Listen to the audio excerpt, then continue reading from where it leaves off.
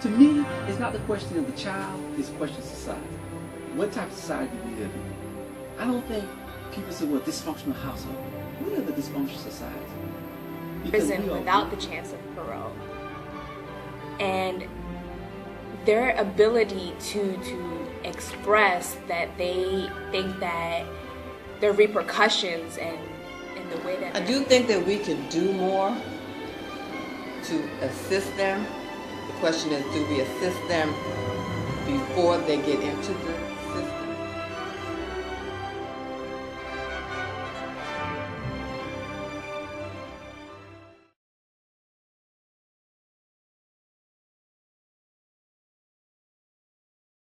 Allison Marshall, can you explain the events that occurred on January 7th, 2009? Well, I came home from school probably around about, say, 3:30, 4 o'clock. My mom wasn't home yet, but my stepfather was watching TV on the couch. And he asked me if I was ready. And I said no. So then I walk up to my room, put my bags down, and next thing I know, he's behind me, and he pushes me down on the bed.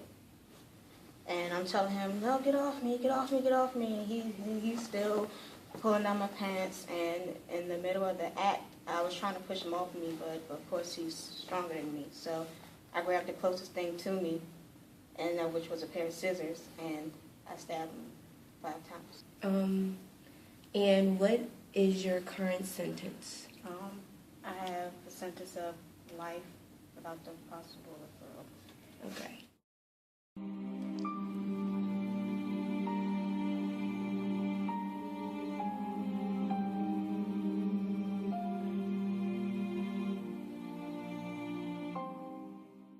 We give them those labels. Oh, they're really, really bad people. I think this is a societal issue, and I think we need to look at society and focus on society and why we allow our kids to spend the rest of their life in prison. At 14, I made a bad decision.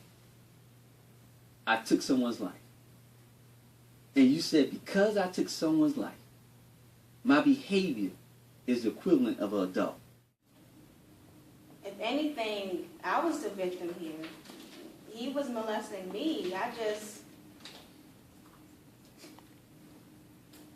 It was just crazy. Like, I thought that, there was a chance for me to maybe even go see a therapist. They didn't even offer that.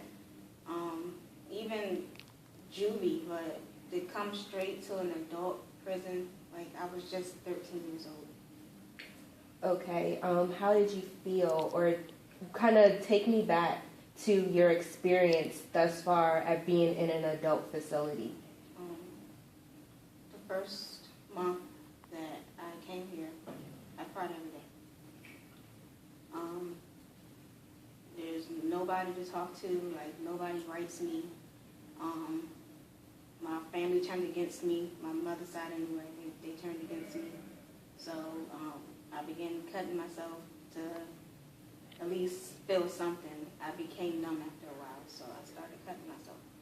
So you're telling me that you're not separated from these adults? No. Okay. You mentioned you cut yourself as a way to, I guess, cope with your pain or to feel something. Would you say that you are suicidal? You think so? Yeah.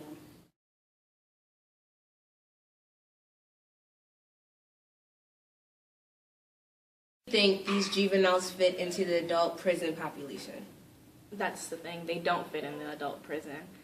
A 12-year-old being incarcerated with other adult offenders that could be possibly rapists, could be murderers.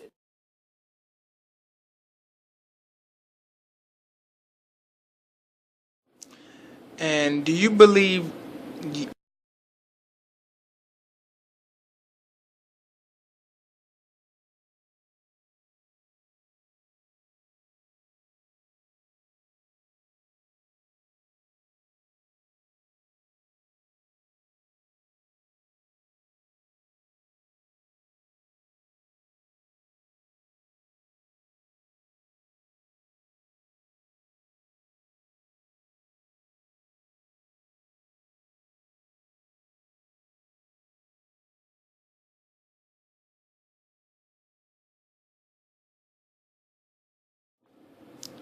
And Judge Woodard, how does one's environment may affect their chances of committing a crime as a juvenile?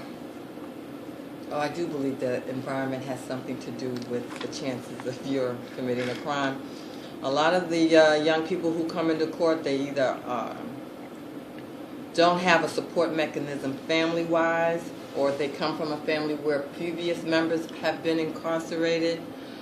They don't have jobs most of the time. I will say that a lot of times they also have low educational skills that were never addressed in the school system or assisted in terms of helping them in terms of modifying their behavior. So your environment, I think, plays a large role in whether or not you're going to enter into the juvenile system or the criminal justice system.